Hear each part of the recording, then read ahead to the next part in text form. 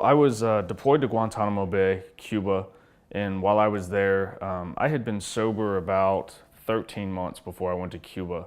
And the stresses of that mixed with I was going through the divorce process at the same time. I just began drinking again.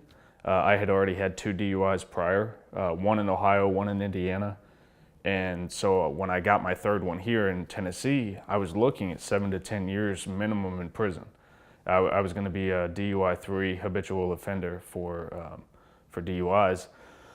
Found the VTC and everything just kind of changed. I started it with the full intention of I was going to get out of jail and I was going to change my entire life. I was going to be done drinking. I was going to everything.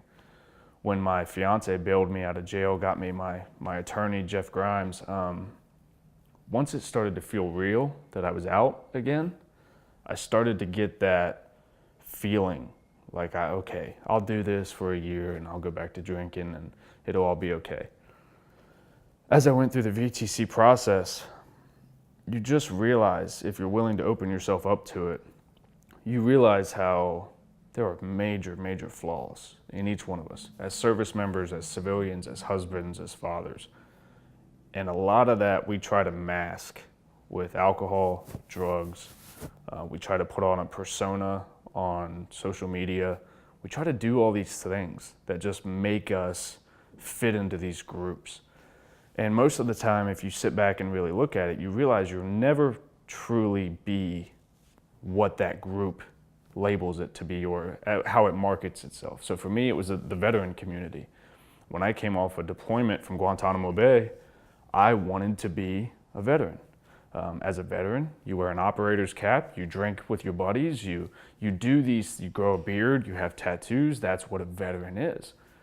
And when I got home and realized that people didn't consider me that because I wasn't a combat veteran, and I was already riding on really shaky foundations of dealing with a marriage that was ending. I had just had a daughter who was only a few months old with my ex-wife. I was balancing all this while still trying to figure out what am I going to do now going forward. And that's when I got in trouble. And the VTC gave me the opportunity to have the skills and have a different way to think about life than just, hey, if you don't do this, you're going to go to jail. Because remember, I had 2 DUIs before. So to go through a probation or sit a couple days in jail, okay, I've done that. I know I can withstand that. But what the hardest part was to look at me in the mirror and go, there's things there that are wrong. You've done things, even in a marriage that you know was not good for anyone, you've done things that hold you responsible. You would have never gotten a DUI if you didn't make the decision to drink, and you would have never made the decision to drink if you didn't look at yourself and realize you don't like what you see. You have to point everything back at yourself. And I would have never realized that without the Veterans Treatment Court, and because they didn't make me do anything.